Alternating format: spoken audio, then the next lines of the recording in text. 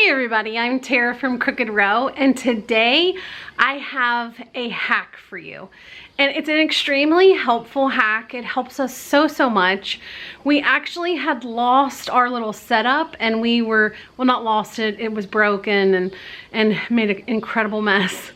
But we are gonna make another one today, and I wanted to show you how we do it, and it is a true time saver and will keep all of your garden tools very clean. So let's get to it.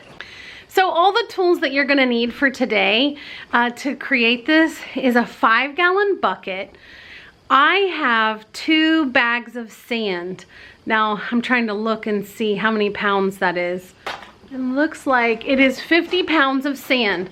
So I have 100 pounds of sand. I don't think we're gonna need it all. I just got that from like Lowe's or Home Depot or something. I got it over in where they sell bags of cement.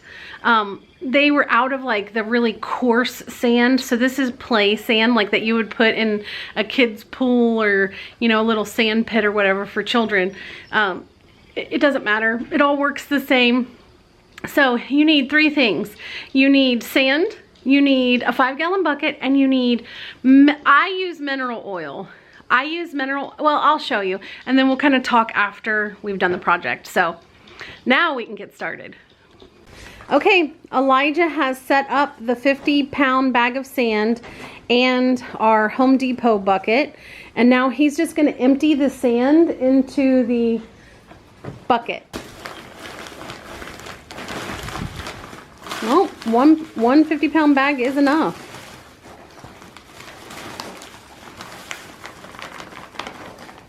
Okay.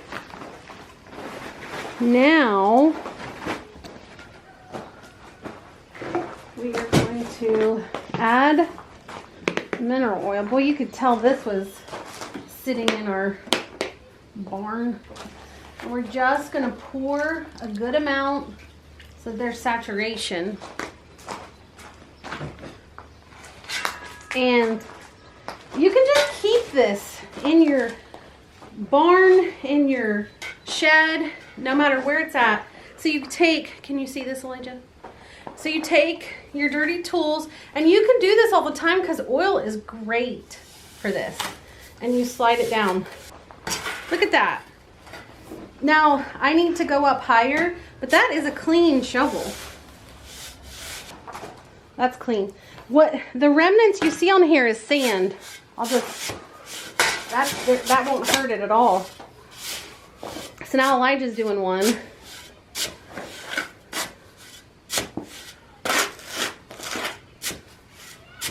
And we use these shovels every day, as you all already know, because we're no-till. And so we essentially dig everything. We largely don't till anything. Okay, here is the after. And the hoe that's back here, it has cement on it, so there's things that just won't come off. But as you can see, I'm trying to zoom in so that you can actually see. Now, this doesn't mean that you don't wash them. So you definitely can wash these with water or soap and water. I wouldn't do soap and water a lot, it'll make it rust. But definitely water. And then, but the whole point is that you then have to oil them. This is such an easy way to just slip it in and out and put it up. I mean, I think that's incredible. Okay, so it's that simple. I mean, that took all of 3 minutes to actually put everything together, and then to clean the tools probably took us 10 minutes. So I want to point out, if you have like big clumpy dirt on it, rinse it in water first. Like, that's kind of a given. But again, this is more about oiling those tools. Oiling your tools is actually essential, which I have to be honest, I didn't know at all. We were going through tons and tons of tools, and some of them would just like rust really quickly or break. Now, some of that was because my children left it out in the rain. So, but if you have kids, if you yourself leave things out, this is a great way too. Like if it's been in the rain, bring it in, stick it in your sand bucket that's oiled and go from there. You don't need oil every time. We were just setting this up. So there are people that use motor oil, like they'll do an oil change in their car and they'll take like the dirty motor oil and they'll put it in sand. I personally don't like that. I mean, I'm using my tools in an organic garden, so I wouldn't want to use dirty motor oil and then go use that in my garden. So for me, I really don't even want to use mineral oil, but all the other like organic oils were so expensive. And I feel like probably in the first shovelful or two, it's gonna be off the shovel anyway.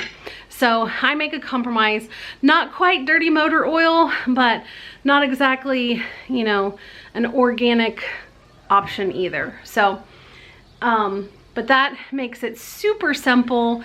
I know that one of the biggest things is when you come in from a hard, tough day in the garden or in your fields and you have dirty tools, like usually the last thing you want to do is clean them.